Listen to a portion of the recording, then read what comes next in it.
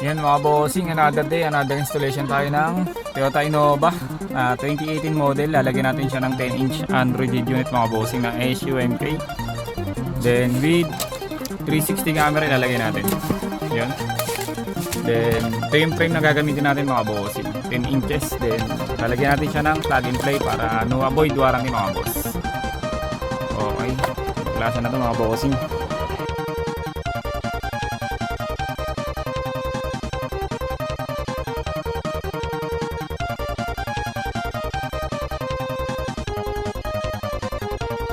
Yan mga bossing, the installation Android unit for Toyota Innova na 2018, then with 360 camera yung inabil nila. Yan, ito yung 10 inches mga bossing, 360 camera. Yan, nakalibrate na rin natin yan.